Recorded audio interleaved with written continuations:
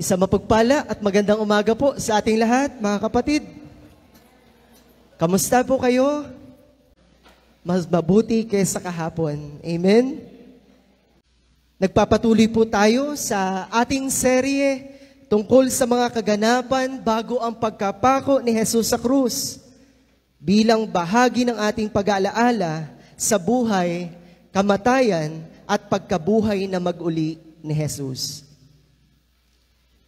Bilang paghahanda po sa ating mahal na araw, noong isang linggo ay pinagbulayan natin ang tungkol sa pagmamalasakit ni Jesus, sa kabanalan ng Diyos, sa kwento tungkol sa paglilinis sa templo.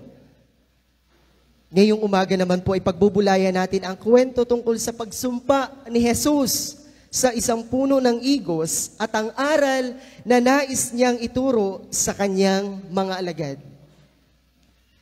Naitala din po ito sa Mateo chapter 21, verse 20 hanggang 22.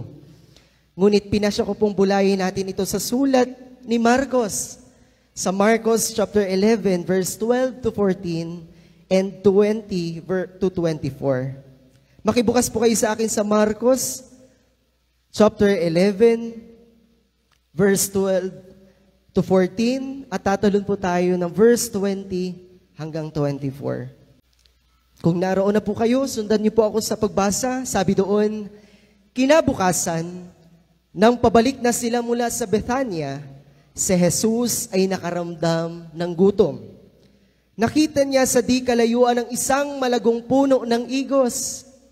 Nilapitan niya ito upang tingnan kung may bunga. Dahil hindi pa panahon ng igos noon, wala siyang nakita kundi mga dahon lamang. Kaya't sinabi niya sa puno ng igos, wala nang makakakain pa ng iyong bunga. Ang sinabing iyon ay narinig ng kanyang mga alagad. Verse 20, kinaumagahan, pagdaan nila ay nakita nilang natuyo ang puno ng igos hanggang sa mga ugat nito. Naalala ni Pedro ang nangyari dito, kaya't kanyang sinabi kay Jesus, Guro, tingnan ninyo, patay na ang puno ng igos na isinumpa ninyo. Sumagot si Jesus, manalig kayo sa Diyos. Tandaan niyo ito, kung kayo'y nananampalataya sa Diyos at hindi nag-aalinlangan, maaari ninyong sabihin sa bundok na ito, umalis ka riyan at tumalon ka sa dagat. At ito nga ay mangyayari. Kaya't sinasabi ko sa iyo, anuman ang hingin ninyo sa inyong panalangin, maniwala kayong natanggap na ninyo iyon at matatanggap nga ninyo iyon. Pagdating po sa pagtuturo sa kanyang mga alagad, si Jesus ay walang inaaksayang panahon. Sinusulit niya ang bawat pagkakataon kasama ang kanyang mga alagad upang turuan sila ng isang mahalagang aral. Alam nating lahat na ang bawat kilos ni Jesus ay intentional at palaging may layunin. Bakit may talinhaga? Dahil may nais siyang iparating. Bakit may pagtuturo? Bakit may pagsasanay? Dahil may gusto siyang at may layunin siya na nais na ma-pick up ng mga tagasunod niya. Sa pagkakataon pong ito, nais ni Jesus na mag-iwan ng isang mahalagang aral sa kanyang mga alagad.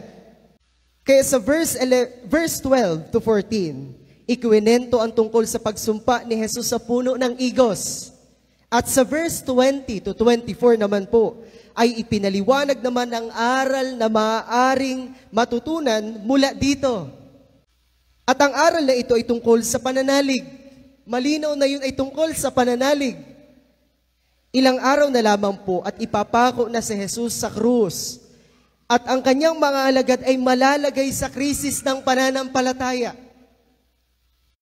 Ang kanyang mga alagad. Physically, hindi na siya kasama ng mga alagad sa piling nila, maipagpapatuloy nila ang misyon na sinimulan ni Jesus sa mundo. Makapagpapatuloy sila na matagumpay anumang imposibleng sitwasyon ang dumating sa kanilang buhay at sa kanilang paglilingkod sa hinaharap. At higit sa lahat mga kapatid, makagagawa ang Diyos sa pamamagitan nila ng mga dakilang bagay at kamangha-manghang bagay na ang Diyos lamang ang tanging makagagawa. Si Jesus po ay gumawa ng himala nang sumpain niya ang puno ng igos, nang hindi niya ito mahanapan ng bunga nang siya'y magutom. Normal lang naman na wala siyang makitang bunga dahil sinabi naman sa talata na hindi igos noon. Ginawa yun dahil may gusto siyang palabasin at gusto siyang ituro. Ngunit isinumpa pa din ni Jesus dahil gusto niyang ipakita sa mga alagad kung ano ang magagawa ng Diyos sa pamamagitan ng mga taong lubos na nananalig sa Kanya. Ang sabi po sa verse 23, tandaan ninyo ito, kung kayo'y nananampalataya sa Diyos at hindi nag-aalinlangan, maaari ninyong sabihin sa bundok na ito, umalis ka riyan at tumalon ka sa dagat. At ito nga ang mangyayari. Kaya't sinasabi ko sa inyo, anuman ang hingi ninyo sa inyong panalangin, maniwala kayong natanggap na ninyo iyon at matatanggap nga ninyo iyon. Nang matuyo po ang puno ng igos, mula ugat hanggang mga dahon sa isang salita lamang, at ang mapalipat ang bundok sa dagat ay isang himala na ang Diyos lamang ang tanging makagagawa. At sinabi pa po ni Jesus na kung sila'y may pananalig, nabasa po ninyo yun? Magagawa nila ang higit pa sa mga himalang ginawa niya, at hindi yun dahil sa kanilang sariling galing o dahil mas magaling sila kay Jesus. Ibig lamang nitong sabihin mga kapatid, na sino mang tagasunod ni Jesus ay maaaring kasangkapanin ng Diyos upang gumawa ng mga dakilang bagay. Walang imposible sa mga taong nananalig. At ang kondisyon ay ito. Ano po ang kondisyon? Kung mananalig tayo sa Diyos. Kung ang susi pala para makagawa ang Diyos sa mga dakilang bagay sa pamamagitan natin, yun ay ang pananalig sa Kanya.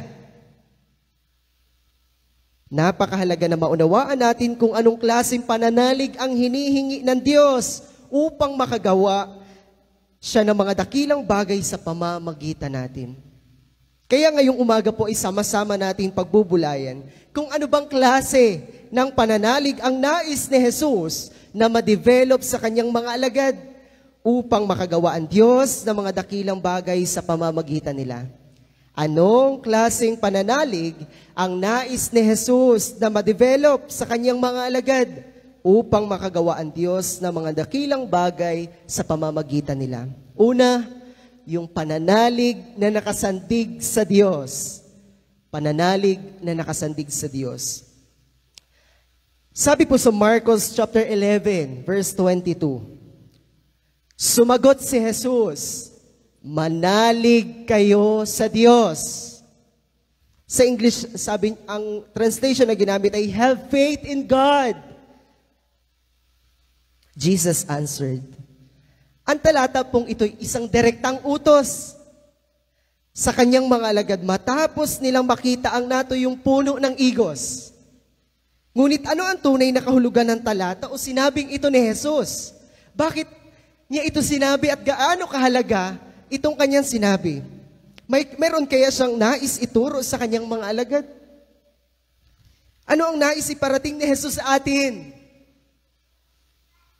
Para higit nating maunawaan ang sinabing ito ni Jesus, sa mga naunang kaganapan po sa Marcos chapter 11, verse 12 to 14, nakita ni Jesus ang isang puno ng igos na may malalagong dahon, ngunit wala itong bunga.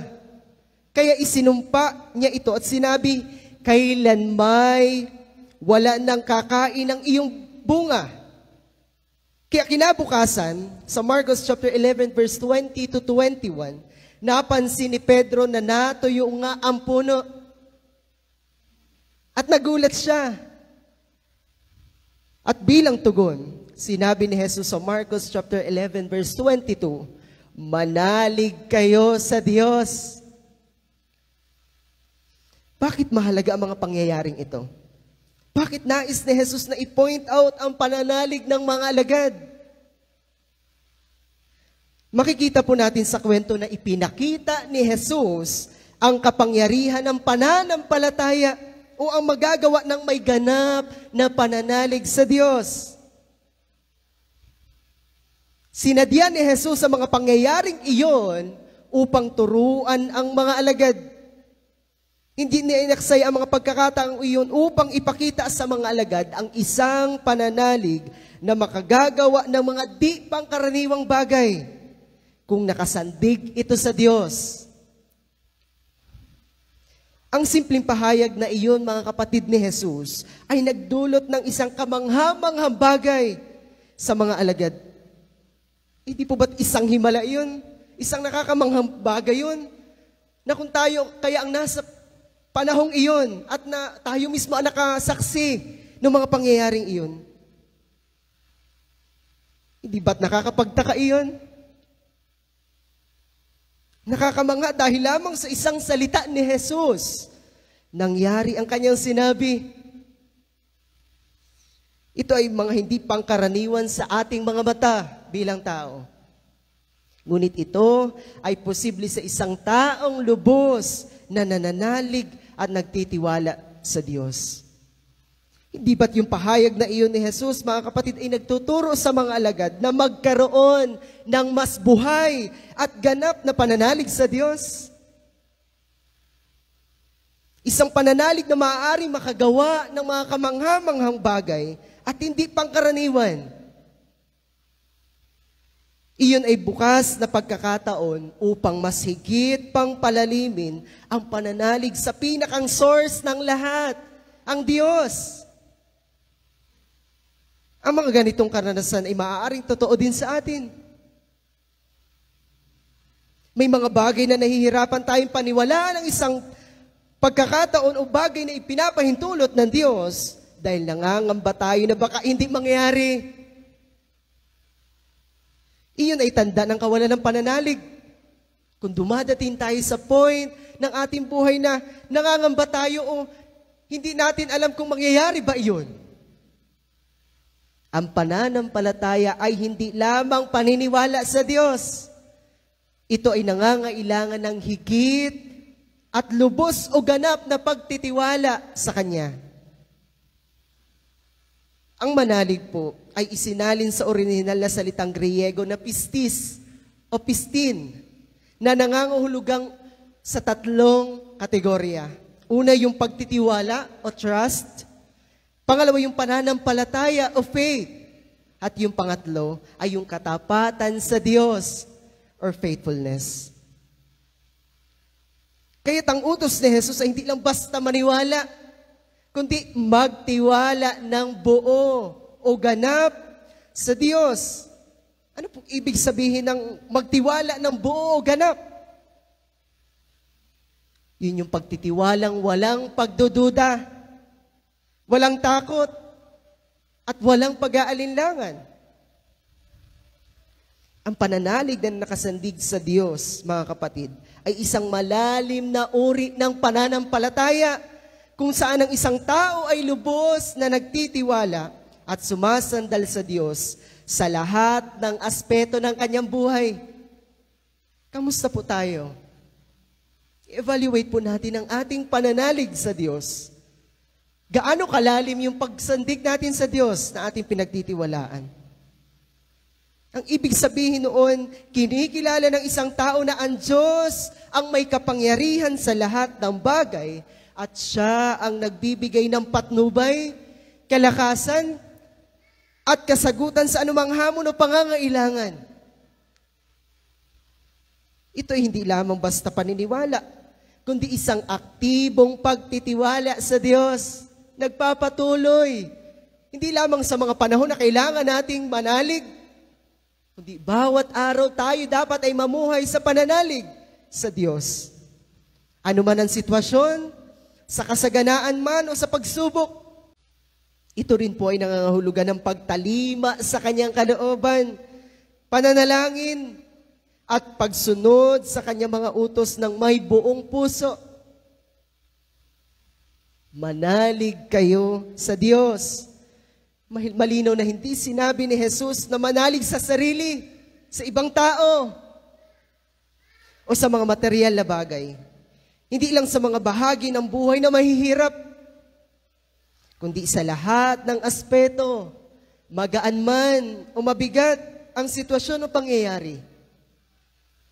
Kung titingnan natin, ang katanghian ng pananampalatayang nais ni Jesus na ma-develop sa atin, yun yung katanghian ng pananampalataya na gusto niyang i-build sa atin. Hindi ito nakabatay sa ating sariling lakas, talino, o kakayanan, kundi sa kapangyarihan ng Diyos.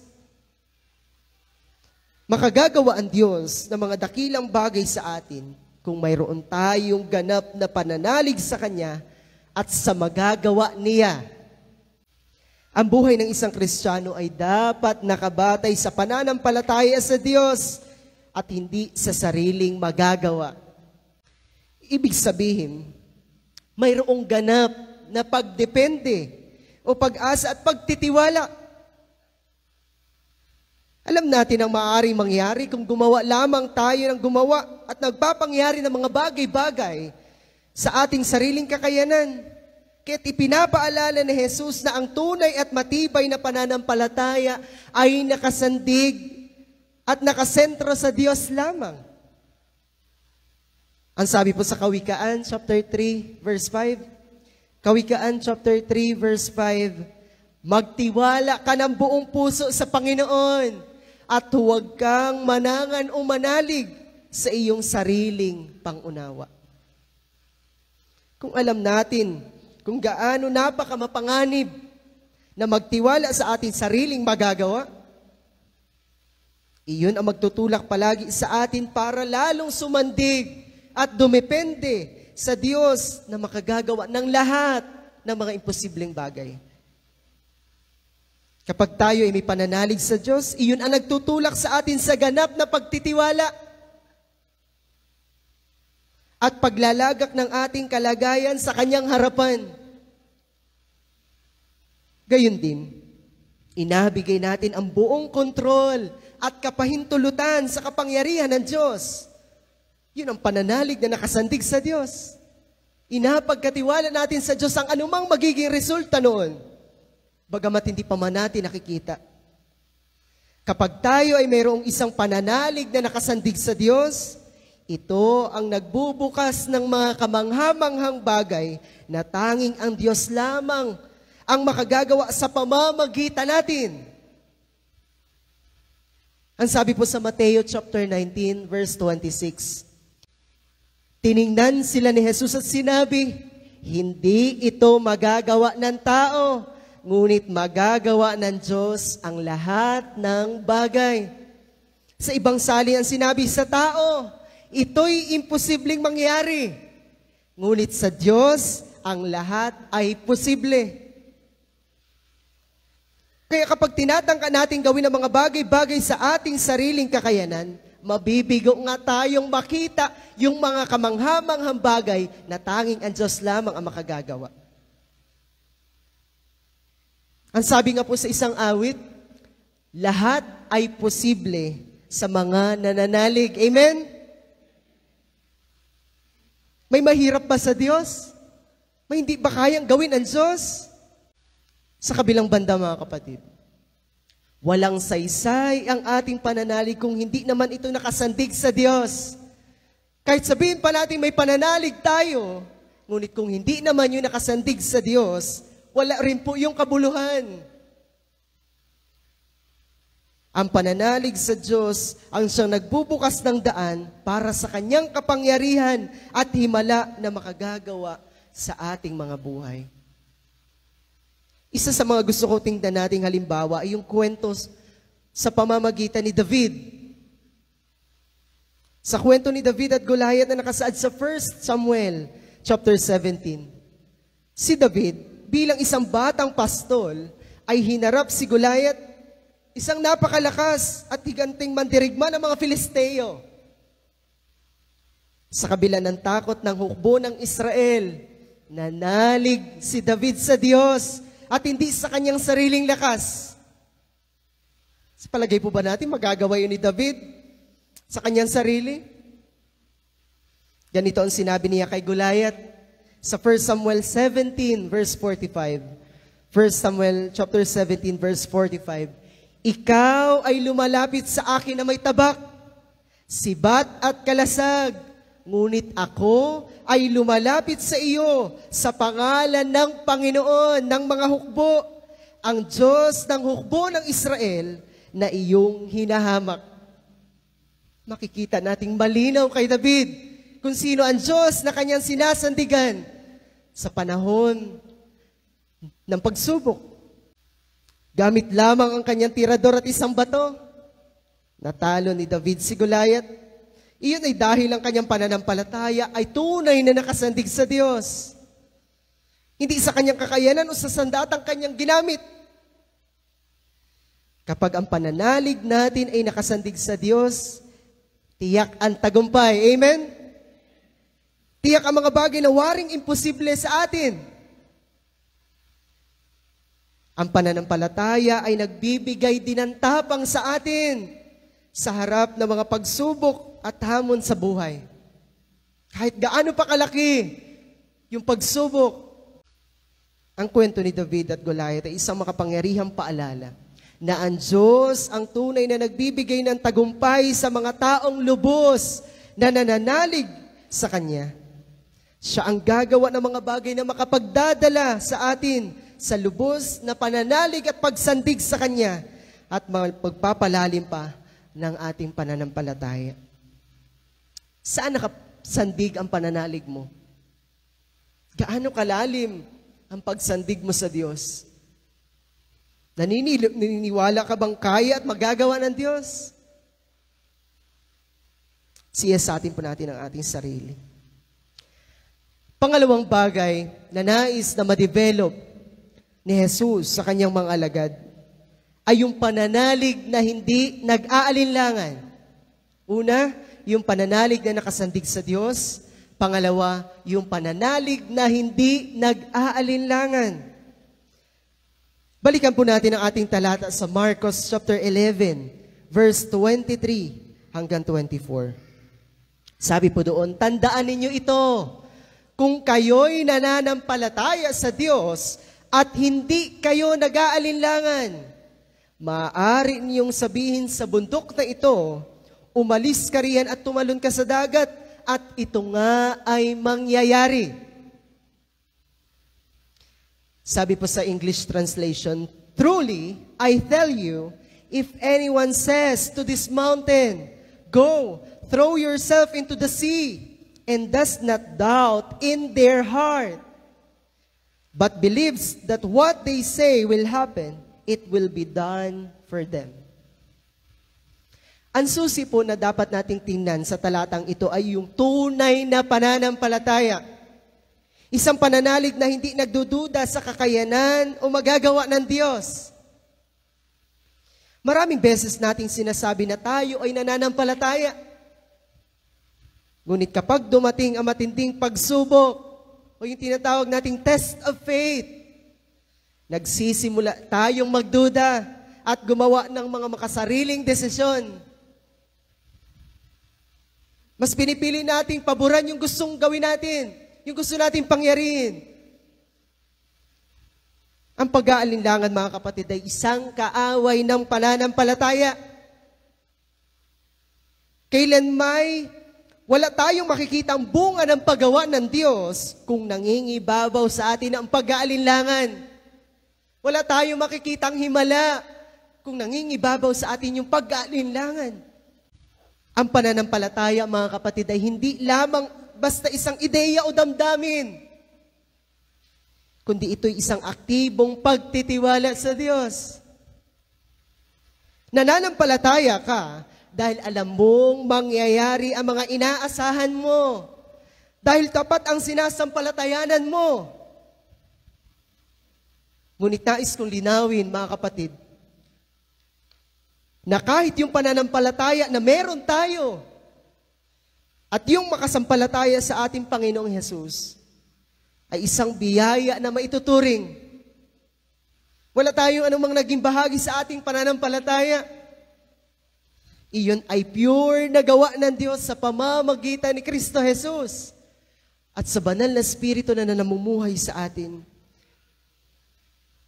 Bago pa man niya iwan ang mga alagad at makagawa ito ng mga kamangha-manghang bagay, nais niya munang ma-develop sa kanilang isang pananampalatayang kahit hindi na nila siya kasama, magiging powerful and effective ang kanilang ministry saan mang area ng paglilingkod sila dalhin. Yun ang goal ni Jesus. Bakit niya intentional na sinumpa yung puno ng igos? Bakit niya idinako sa ganoong kalagayan at panahon ng mga alagad? Dahil gusto niya munang ihanda ang mga alagad bago pa man sila makagawa ng mga dakilang bagay sa pamamagitan ni Jesus. Sa talata, ginawang halimbawa o pagsasalarawan ni Jesus ang paglilipat ng bundok. Hindi naman po ito nangangahulugan ng literal na paglilipat ng bundok, kundi ipinapakita nito ang kapangyarihan ng pananampalataya na mangyayari ang tila napaka-imposibleng bagay sa iba't ibang sitwasyon ng ating buhay pagsunod at paglilingkod sa Kanya. Kung hahayaan lamang nating ang Diyos ang gumuo sa ating buhay at aalisin natin yung pag-aalinlangan, makikita natin yung mga napaka-imposibleng bagay sa ating paningin na kamangha-mangha at ang Diyos lamang ang makagagawa. Ang pinakang number 1 talagang kalaban ng ating pananampalataya by nature bilang tao ay yung pag-aalinlangan. Isa yun. Nag-aalinlangan tayo dahil iniisip kaagad natin ito kung papaano natin gagawin sa ating sariling kakayanan at hindi sa pamamaraan ng Diyos.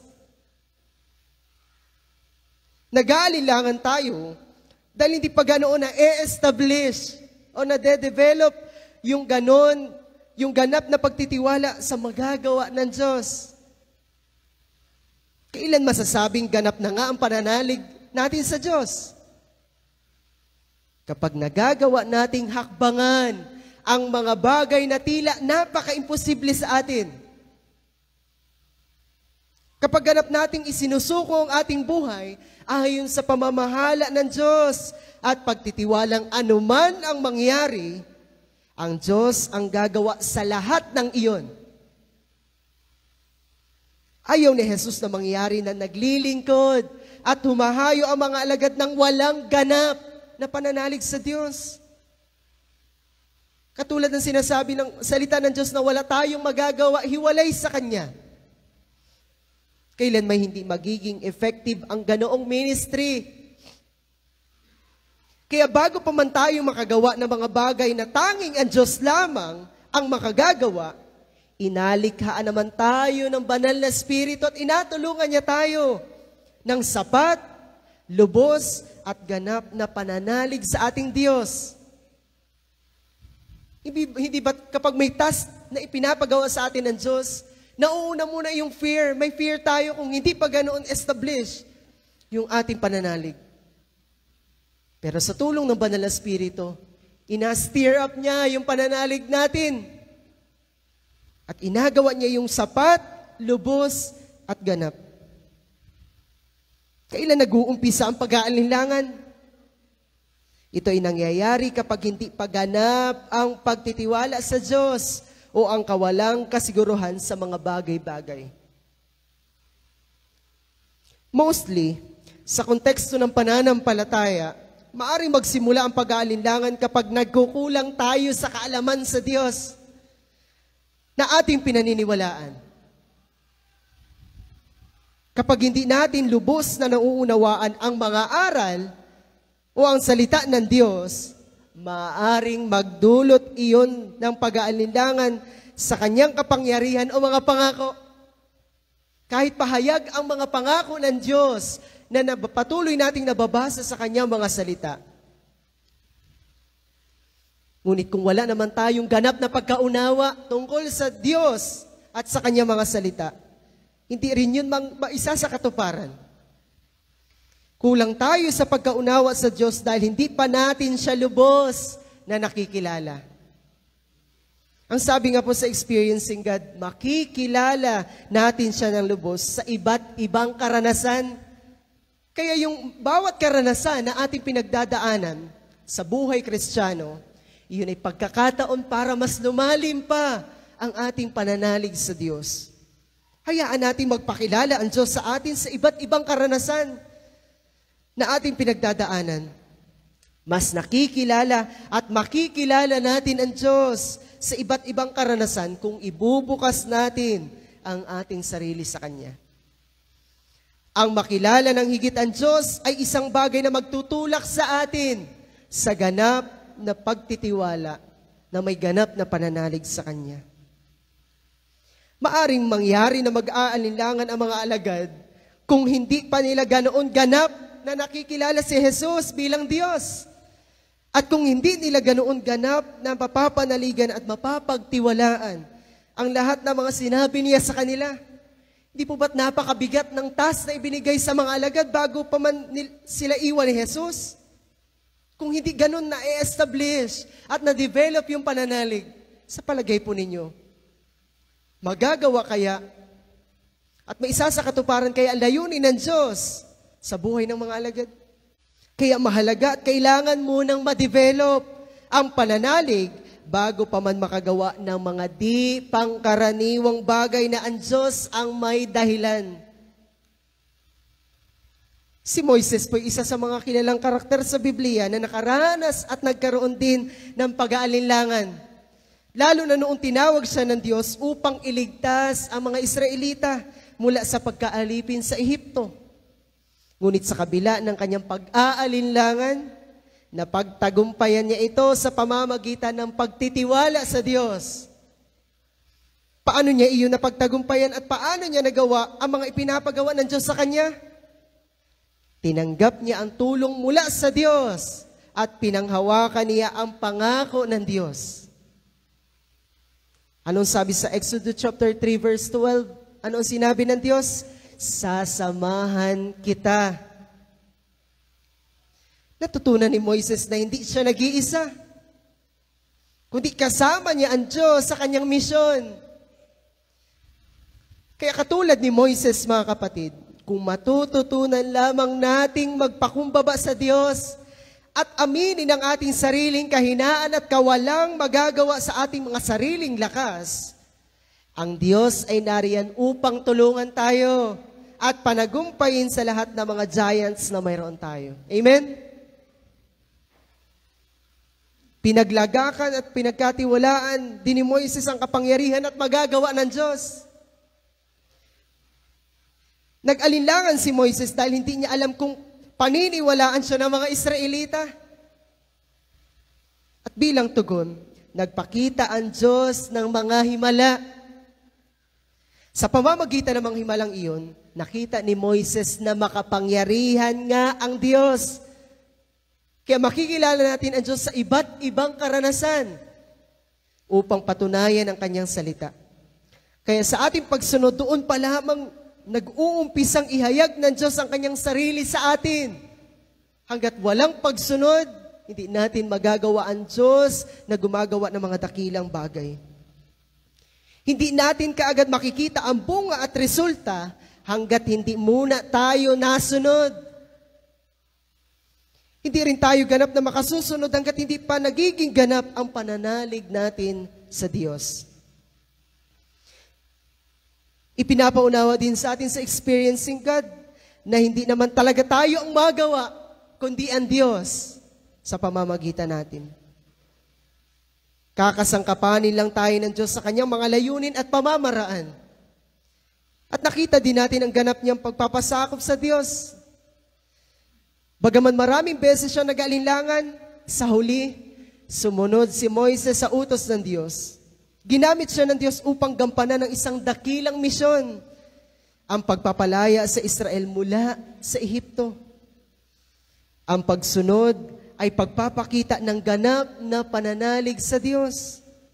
At ang ganap na pananalig ang bumabasag sa anumang pag-aalinlangan. Napapawi ang maraming tanong at dinadala tayo nito sa ganap na pagtitiwala at paglalagak ng ating buhay sa Diyos. Sa karanasang iyon ni Moises, mga kapatid, pinatunayan ng Diyos na hindi kailangan maging perpekto ang isang tao upang magamit niya sa kanyang layunin. Ang mahalaga ay ang pananampalataya at pagsunod. Ito naman ang encouragement sa atin sa Hebreo chapter 10, verse 23.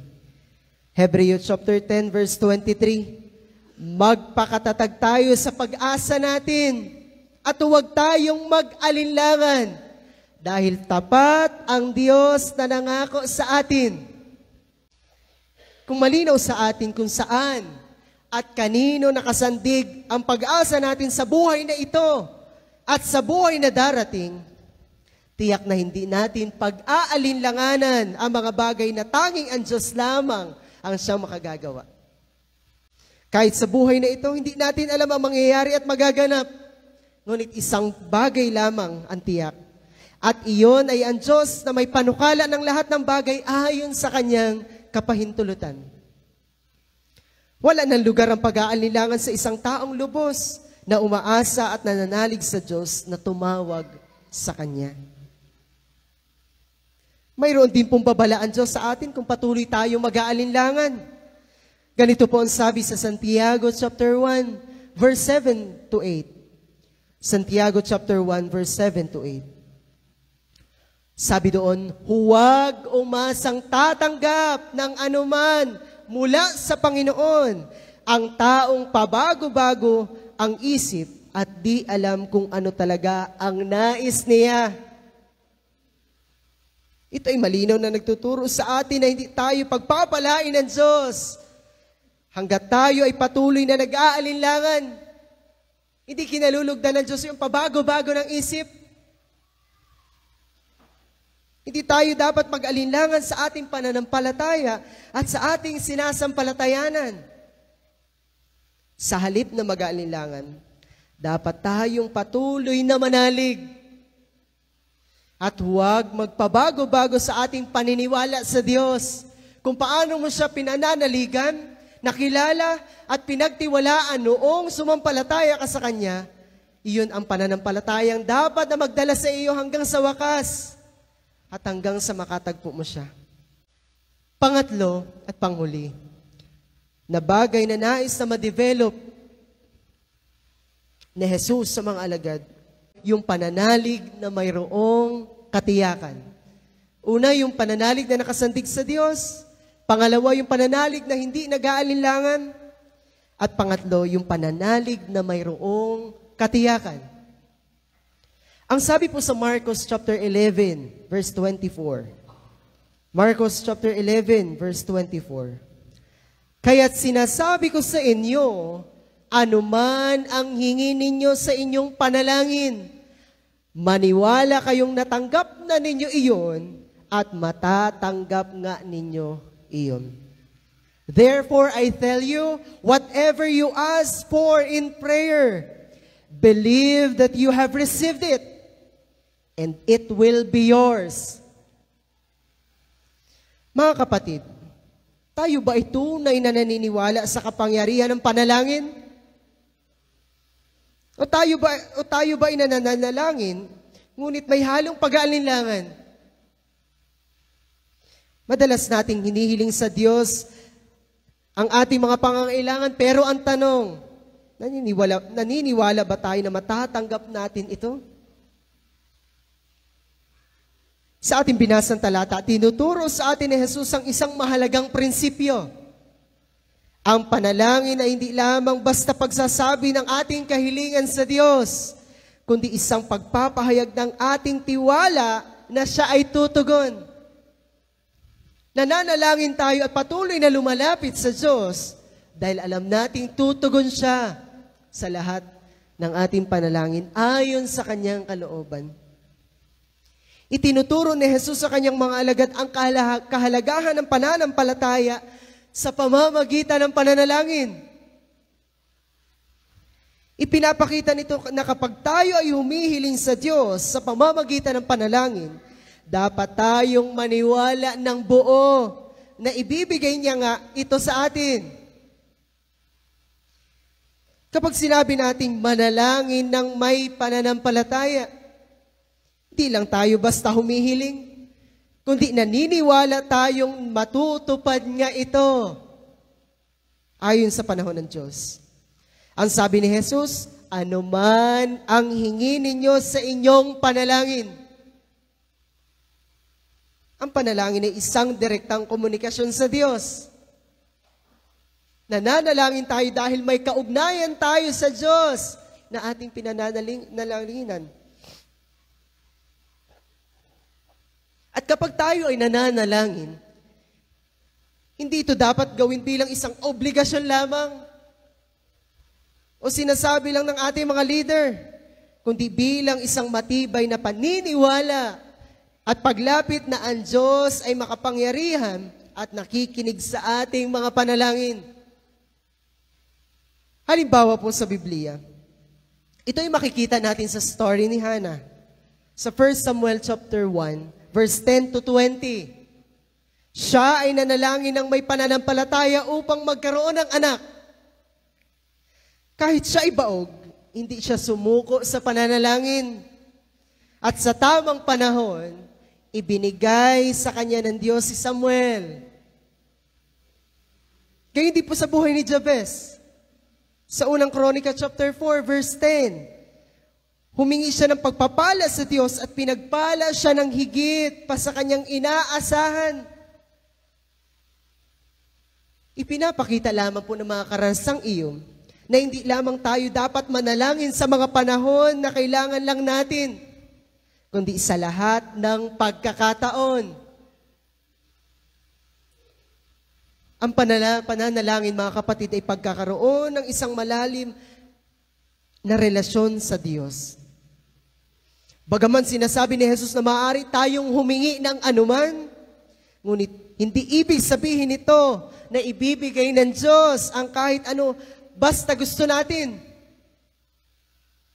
Ang tunay na panalangin ay dapat na naaayon sa kalooban ng Diyos at hindi lamang para sa ating pansariling kagustuhan. Ito po ang sabi sa 1 John chapter 5 verse 14. Unang Juan chapter 5 verse 14. Sabi doon, at ito ang ating kapanatagan sa Kanya, na kung tayo'y humingi ng anuman ayon sa Kanyang kalooban, ay pakikinggan niya tayo. Ang Diyos po ang may kapangyarihang sumagot sa ating mga panalangin, at siya lamang ang may karapatang magbigay ayon sa Kanyang kalooban. Ang sagot ng Diyos ay hindi nakabase sa ating kakayanan, kundi sa Kanyang katapatan. Dahil sinasabi sa Ephesians chapter 3 verse 20, Efeso chapter 3 verse 20, sa Kanya na makagagawa ng higit pa sa ating hinihiling o iniisip ayon sa Kanyang kapangyarihang gumagawa sa atin. Nabanggit din po ni Jesus na yung maniwala kayong natanggap na nga ninyo iyon. Maniwala kayong natanggap na ninyo iyon. Isa sa mga pinakamahalagang bahagi ng pananalangin ay yung pananampalataya. Paniniwalang isa sa katuparan ng Diyos ang ating kahilingan ayon sa Kanyang kalooban. Hindi natin dapat hintayin munang makita ang sagot bago tayo maniwala. Dapat maniwala tayo na ibibigay ito ng Diyos bago pa man ito mangyari.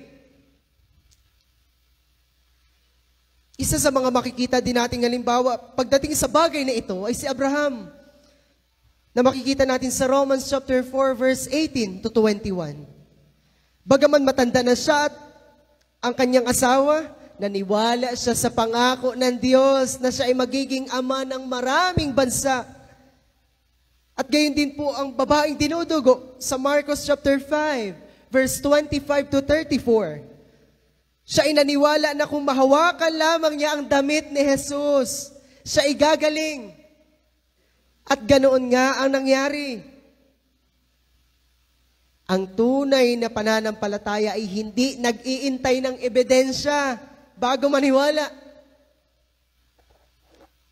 Sinabi natin kanina sa ikalawang punto na ang pag-aalinlangan ay hadlang sa pagtanggap ng sagot sa ating panalangin.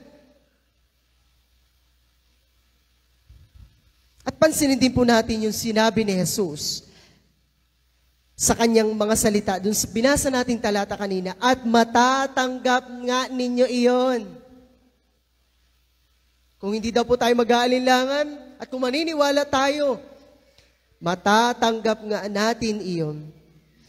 Aminin man natin o hindi, maraming beses gusto natin ang instant na sagot sa ating panalangin. Pero tandaan natin na ang Diyos ay may tamang oras at panahon para sa lahat ng bagay. Hindi dahil hindi pa natin natatanggap ang sagot ngayon ay nangangahulugang hindi na ito darating. Ang pananalangin ay hindi lamang basta pagsasabi ng ating mga kahilingan sa Diyos, kundi isang pagpapahayag ng ating ganap na pagtitiwala sa pwede niyang magawa. Kapag tayo inananalangin, hindi natin dapat hintayin munang makita ang resulta bago tayo maniwala.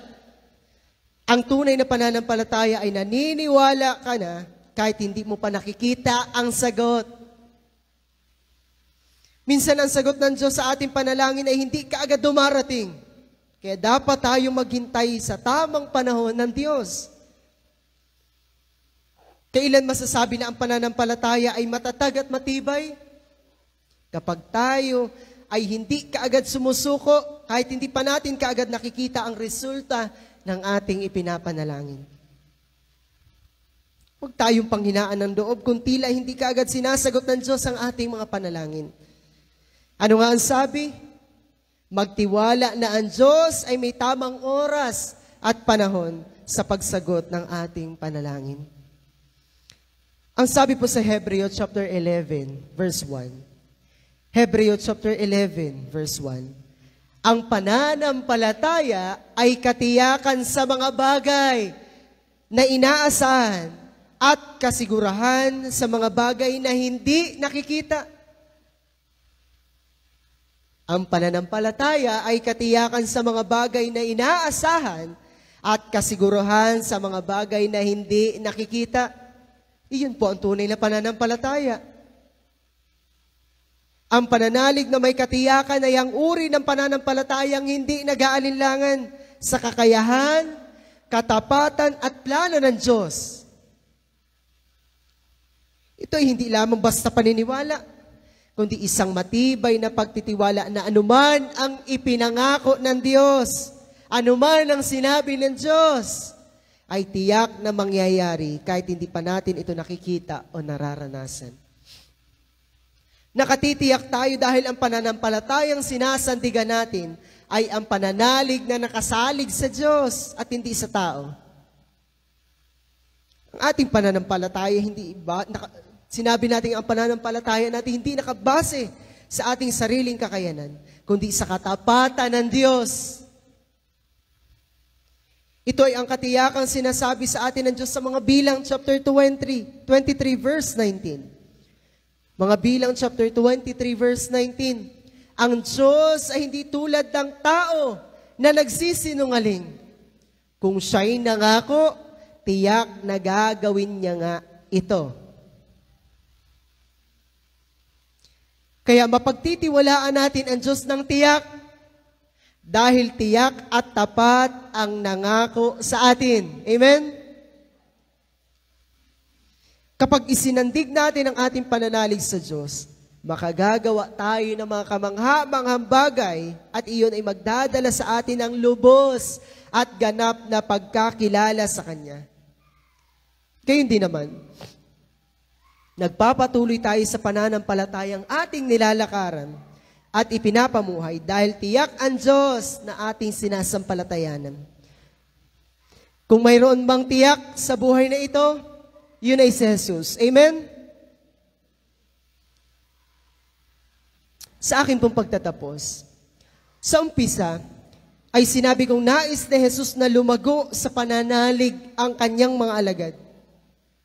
Nais niyang kasangkapanin sila upang makagawa ang Diyos sa pamamagitan nila ng mga bagay na ang Diyos lamang ang makagagawa.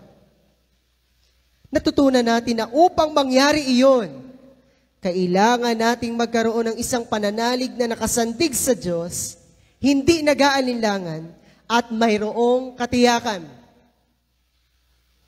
Ang sabi ni Jesus sa kanyang mga alagad sa Juan chapter 14, verse 12 to 14, at dito po ako magtatapos sa talatang ito.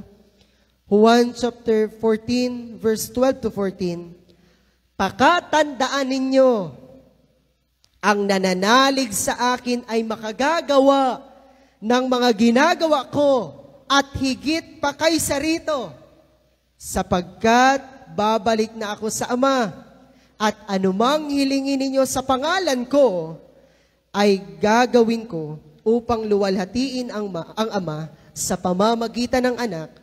Kung hihiling kayo ng anuman sa pangalan ko, ito ay aking gagawin.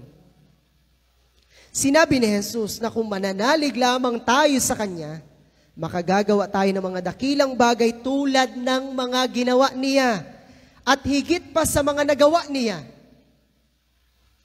Sa pamamagitan ng Espiritu Santo na ipinagkaloob niya sa atin, makagagawa ang Diyos ng mga dakilang bagay sa pamamagitan natin. Kaya namumuhay tayo dun sa pananalig na makagagawa ang Diyos sa mga dakilang bagay, kahit tila imposible iyon sa mata ng mga tao. At kapag dumalangin naman tayo ng anumang bagay sa pangalan ni Jesus, ano ang pangako niya? Gagawin niya nga ito. Kung ang ating hihilingin na may pananalig ay ayon sa kalooban, layunin at karangalan ng Diyos, tiyak na ibibigay sa atin iyon ni Jesus. Walang mintis na ipagkakaloob yun ni Jesus. Gaano na kaya karaming dakilang mga bagay ang nagawa ng Diyos sa pamamagitan natin kung tayo lamang ay namumuhay sa pananalig sa Diyos bawat araw? Gaano na kaya karami? Hinahamon tayo ng mensahe ngayong umaga na suriin ang antas ng pananalig na meron tayo sa Diyos. Ang ating pananalig ay sapat na upang makagawa ang Diyos sa mga dakilang bagay sa pamamagitan natin.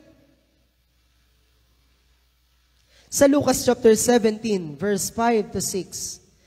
Lucas chapter 17, verse 5 to 6.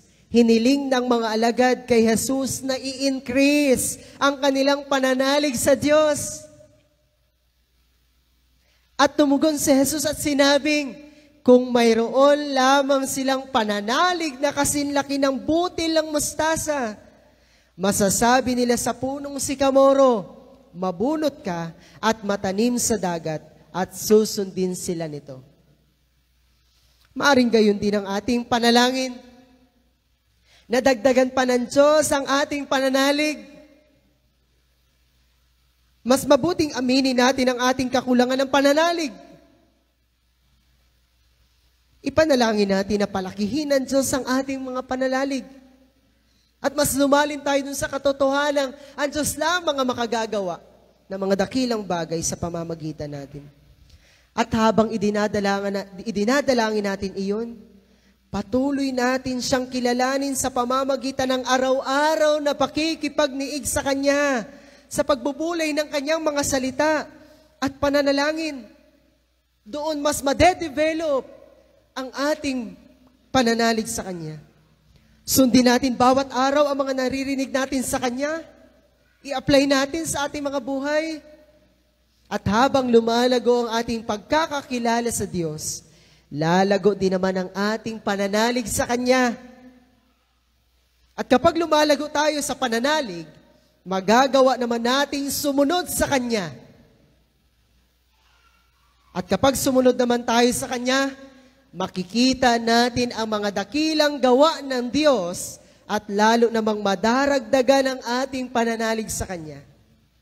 Lalo tayo nalalim kumpara sa pananalig na mayroon tayo before. Paulit-ulit lang natin gawin iyon at tiyak na patuloy tayong lalago sa ating pananalig. Mga kapatid, hindi tayo lalago sa pananalig sa Diyos kung pinapabayaan natin ang ating espiritual na buhay at kaugnayan sa ating Diyos. Anong mga hakbang kaya ang nais ng Diyos na gawin mo upang mapalago ang pananalig mo sa Kanya? Ano ang mga bagay na kailangan mong hakbangan pa? Ano ang mga bagay na kailangan mo pang hilingin sa Kanya para ma-develop yung isang ganap na pananalig sa Kanya? Handa ka bang maglaan ng panahon upang tumibay ka sa iyong pananalig sa Diyos? Tumugon ka sa hiningi sa iyo ng Diyos ngayong umaga.